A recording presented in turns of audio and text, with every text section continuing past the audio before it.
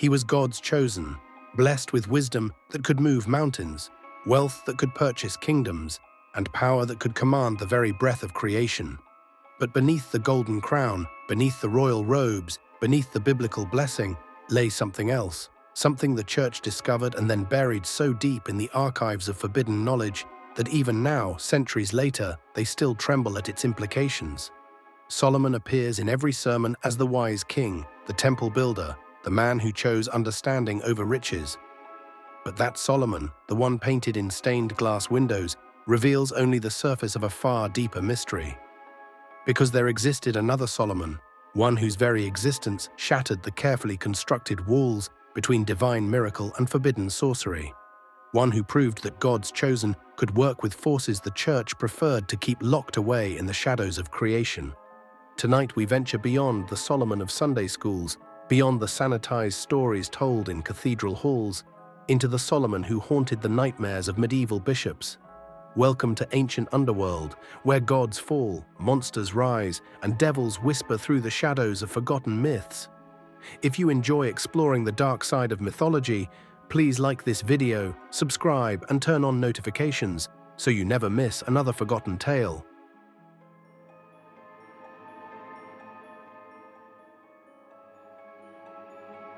Behind every cathedral's golden doors lies a carefully curated truth, and Solomon sits at its center like a jewel polished until all its dangerous edges disappear.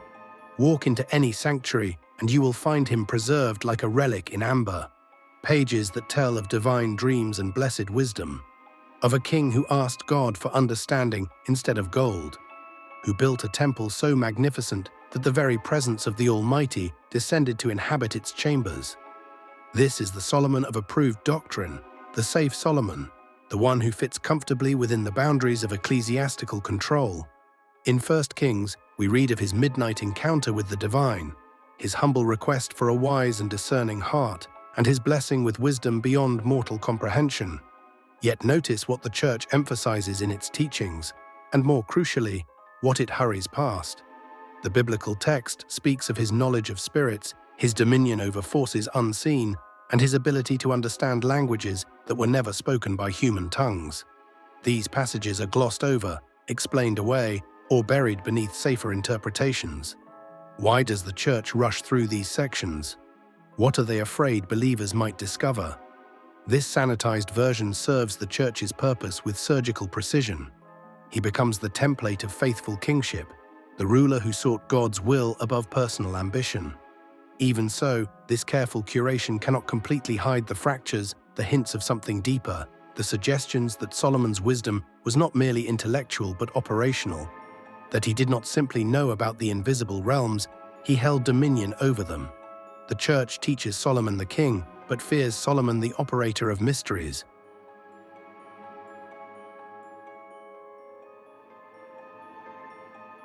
In the scriptoriums where monks copied texts they were forbidden to understand, in the private libraries of bishops who studied what they publicly condemned, in the hidden chambers where theology met dangerous curiosity, another Solomon emerged.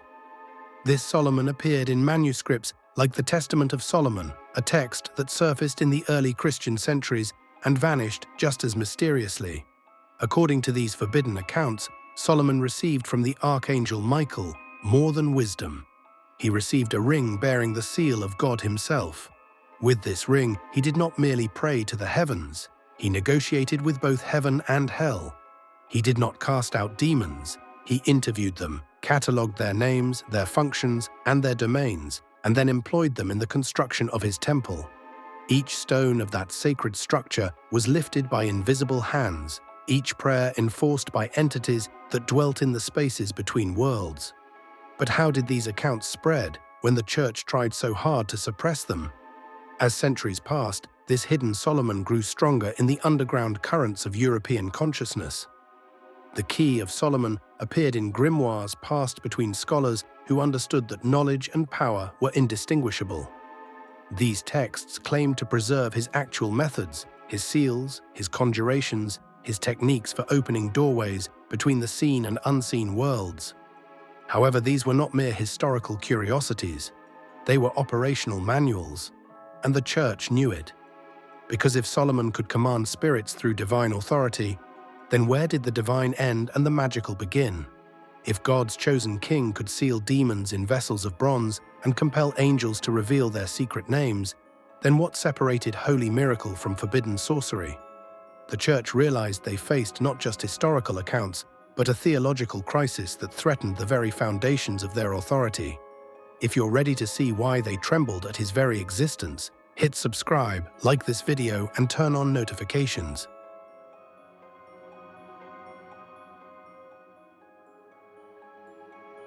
In the war rooms of medieval theology, where doctrine was forged like weapons against chaos, Solomon became the enemy they could never openly declare. The church built its power on clear boundaries between sacred and profane, between divine miracle and demonic sorcery, between heaven and hell. Yet Solomon existed in the liminal space between these categories. He was biblically undeniable, yet esoterically catastrophic. He proved that divine favor could manifest as mastery over forces the church insisted should remain hidden. The implications were terrifying.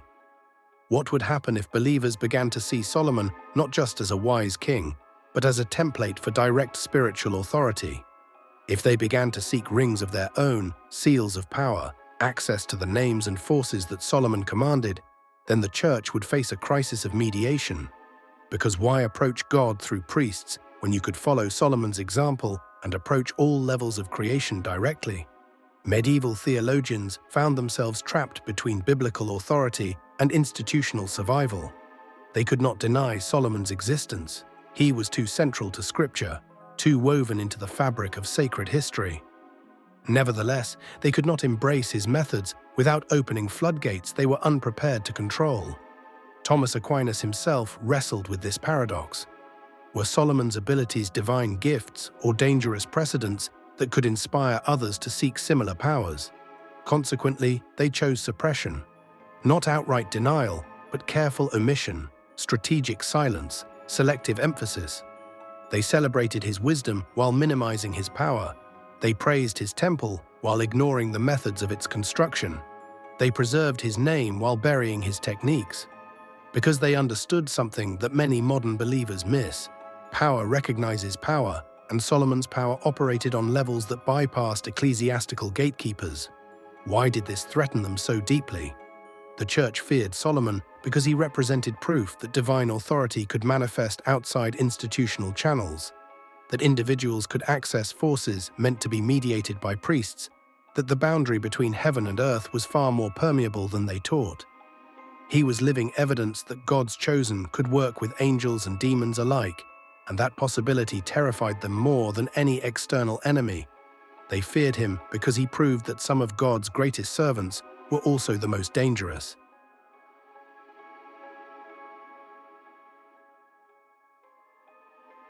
Like water finding cracks in stone, Solomon's true image seeped through every attempt at containment, flowing into streams the church could never dam. Despite that suppression, Solomon's true image persisted in the shadows of Western consciousness, in hermetic circles that gathered in hidden chambers, in Kabbalistic schools that preserved dangerous wisdom, in Masonic lodges that built their temples according to his architectural mysteries. His name became a password into realms the church declared forbidden territory. From the Lesser Key of Solomon to medieval grimoires to Renaissance magical texts, Solomon's techniques evolved, adapted, and spread like underground rivers feeding traditions beyond ecclesiastical reach.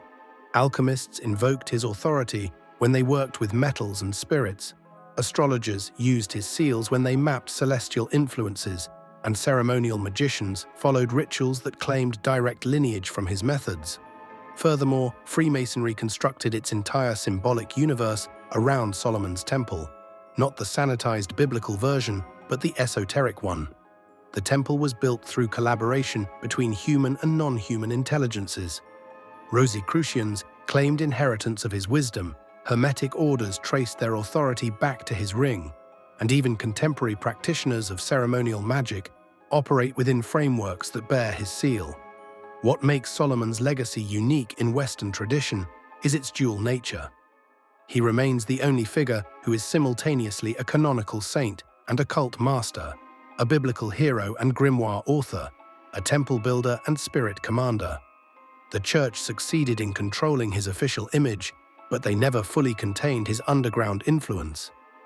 Because once released into the collective unconscious, power finds its own channels, its own students, its own continuation. Solomon's methods survived because they worked, not as superstition, but as operational technology for engaging with levels of reality the church preferred to keep hidden.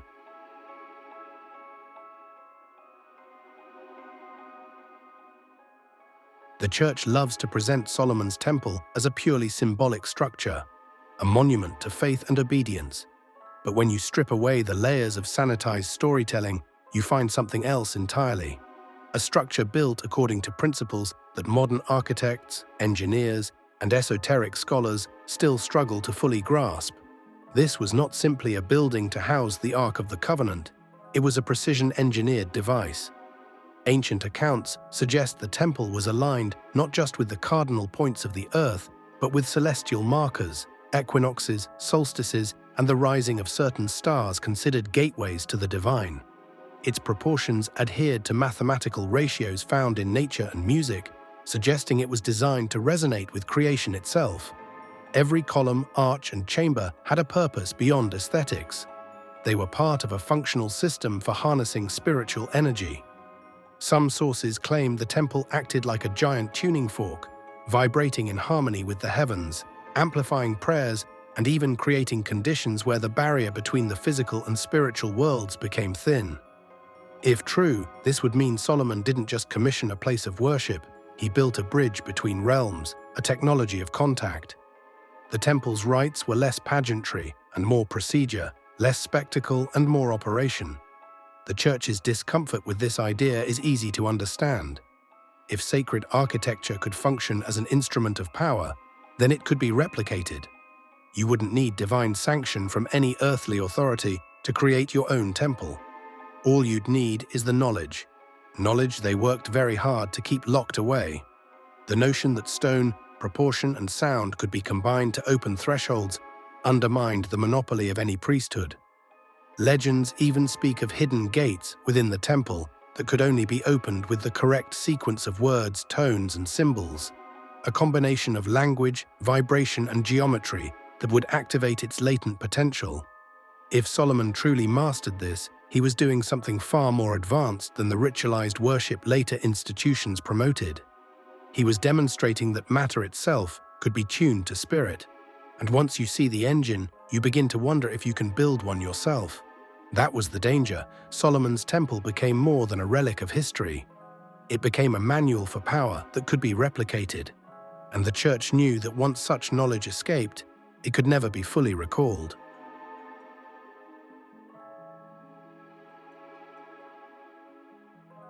Solomon's wisdom extended into realms that defied easy categorization. He was said to be fluent in the celestial language of angels, a pure, resonant form of communication that could alter reality itself, and in the secret tongues of demons, whose words were as dangerous as they were potent. He governed not only through laws of men, but through laws embedded in the fabric of creation.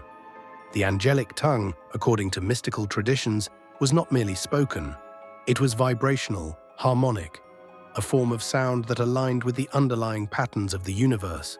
Each syllable carried a frequency capable of commanding light, matter, and life itself. To speak in this way was to resonate with the divine blueprint of existence, to sing in the key of creation. On the other end of the spectrum were the infernal languages, which had their own terrifying potency. These words did not harmonize with the order of creation. They reached into its unshaped potential. They were the lexicon of raw beginnings and violent transformations, a grammar of the abyss. To speak them was to tap a force that could dismantle as easily as it could build. The power to unmake what should not be. Why would a king anointed by God learn both? Because authority requires fluency. Angels respond to the resonance of true praise. Demons submit only when called by their secret names, spoken in the tones they recognize from before the dawn of time.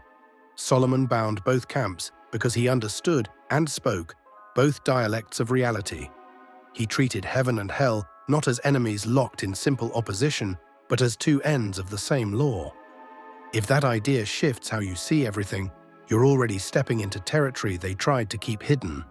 Before we go further, take a second to hit subscribe, like this video, and turn on notifications, because the next turn in this story shows exactly how knowledge like this could dismantle the church's monopoly on spiritual power without a single sword drawn. Because here is the uncomfortable truth. If believers learned these languages, they wouldn't need priests as intermediaries. They could negotiate directly with the unseen.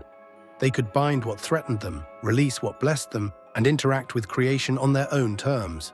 For an institution built on controlling access, that is unthinkable. By erasing or downplaying this part of Solomon's legacy, the church preserved the illusion that only they could speak to heaven and resist hell. But the record remains. Solomon spoke to both, and both obeyed him.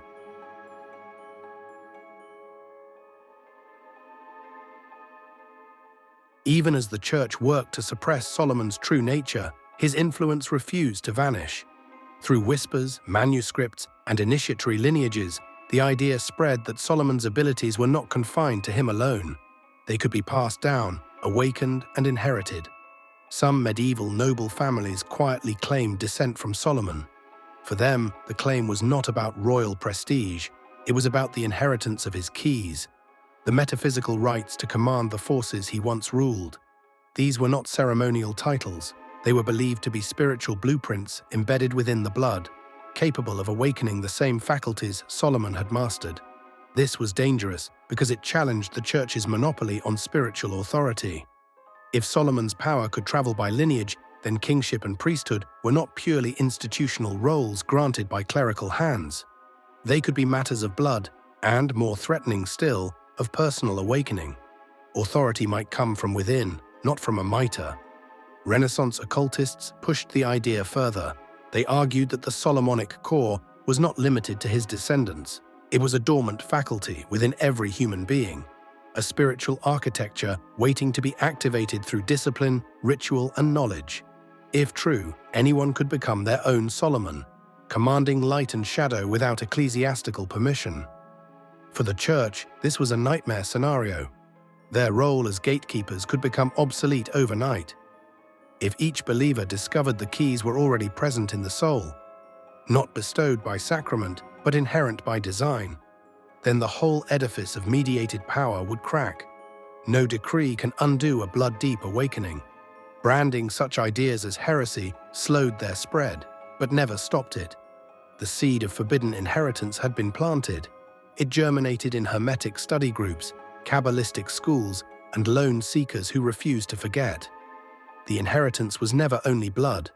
It was also courage, the courage to claim the ring without waiting for permission.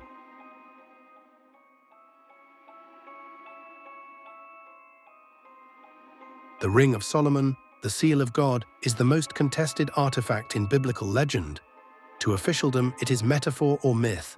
To those who read the forbidden books, it was an instrument that made hierarchy visible and command enforceable. With it, angels recognized a superior order. Demons felt the iron weight of a name above their names.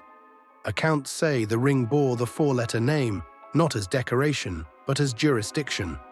Raised in judgment, it compelled obedience. Raised in mercy, it released. This was not crude magic. It was the execution of cosmic law through a consecrated object, a court order stamped in gold. And that is precisely why the church feared it. Law that could be wielded outside their courts. If the ring's virtue came from its inscription, form, and consecration, then, in principle, it could be remade. The barrier to power would not be election, but information.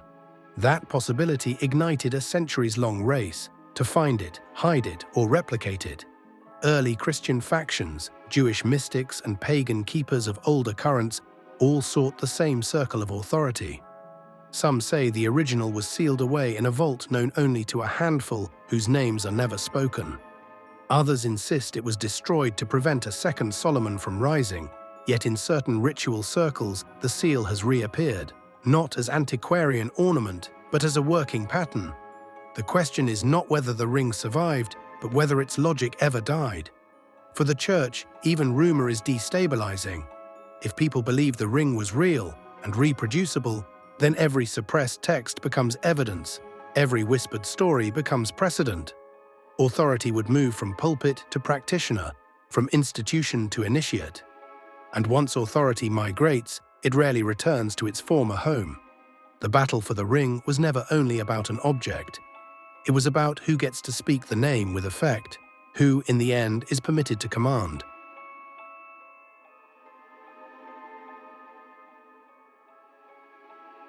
The paradox of Solomon is simple to state and impossible to resolve.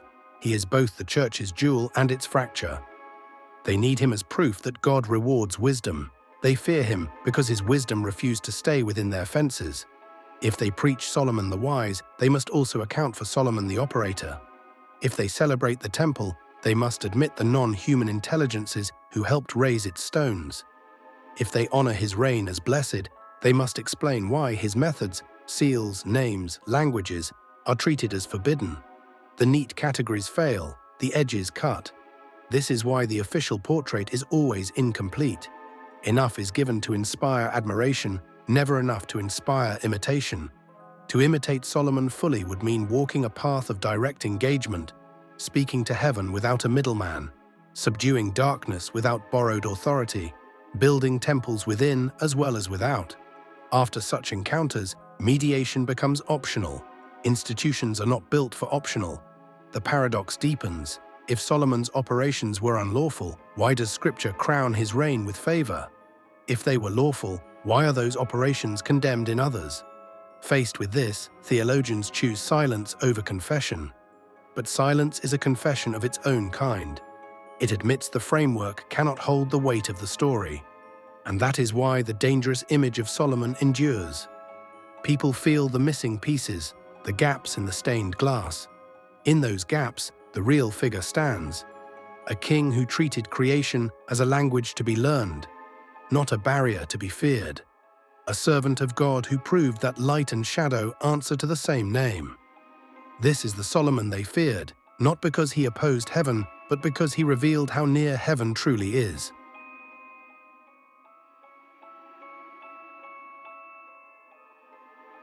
While the church worked to contain Solomon's image, another force was quietly at work. A network of scholars, mystics, and initiates who treated his life not as scripture to be recited, but as a manual to be studied. These were the shadow inheritors, the ones who passed down his methods in whispered conversations, coded manuscripts, and symbols carved into the stones of buildings the church itself sanctified. This network did not exist as a single organization. It was more like a current running through time, sometimes surfacing in small brotherhoods, sometimes hidden in solitary practitioners who had never met but somehow spoke the same symbolic language. The Templar Knights, certain Sufi mystics, Jewish Kabbalists, and European alchemists, all in one way or another, drank from the well of Solomonic tradition. The core of their teaching was not simply that Solomon commanded spirits. It was that the cosmos itself was a layered hierarchy, and that through discipline, initiation, and the correct application of knowledge, anyone could navigate it. The temple was the map, the ring was the key, the languages were the protocols. Together, these formed a complete system for interacting with the architecture of creation. The church knew fragments of this network existed, but underestimated its resilience. Every time they thought they had stamped it out, it would reappear in a new guise. A monastery in France would quietly maintain an illuminated manuscript of the Key of Solomon. A merchant in Venice would carry a bronze seal identical to one described in forbidden texts. A scholar in Cairo would translate an ancient grimoire into a new tongue so it could travel undetected across borders. Even in the modern era, this network has not vanished. Certain Masonic rites still allude to the temple's hidden construction. Occult orders openly teach techniques they trace back to Solomon's ring. And on the fringes of academic research, you can still find papers cautiously exploring the possibility that biblical miracles and magical operations might be different perspectives on the same event. This enduring presence is precisely what the church feared most. Not just that Solomon's methods existed, but that they could never truly be erased. The network ensured that no matter how many pages were burned, no matter how many heretics were silenced, the knowledge always found a new channel. It was, and is, the ultimate expression of what Solomon himself represented: a direct, unmediated relationship with the forces of creation, carried not by institutions, but by individuals committed to guarding and transmitting the truth. In the end, the Church's greatest fear was not Solomon's power, but the question his existence posed to every believer who dared to look deeper. The Church feared Solomon not for what he was, but for what he proved was possible. That divine blessing could manifest as mastery over all levels of creation. That true wisdom meant understanding both light and shadow, that God's chosen could work with forces existing beyond the comfortable boundaries of approved doctrine.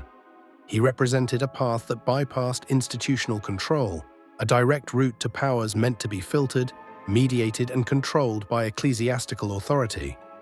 Solomon's ring still turns in the hands of those who understand that genuine wisdom demands engagement with the totality of creation, who recognize that the greatest initiates have always worked in the spaces between worlds, who know that knowledge and power are not separate things but faces of the same eternal mystery.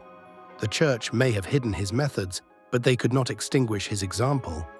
His template endures in every seeker who dares to build their own inner temple, in every student who studies the hidden names, in every practitioner who understands that the deepest truths require the courage to work with forces that exist beyond the boundaries of conventional safety. If this revelation touched something beyond the surface of your understanding, then you know there are others ready to walk through these same doors. And if you seek more truths about the figures who operated in the shadows between heaven and earth, then join us by hitting subscribe and turning on notifications, because some knowledge reveals itself only to those who commit to the path.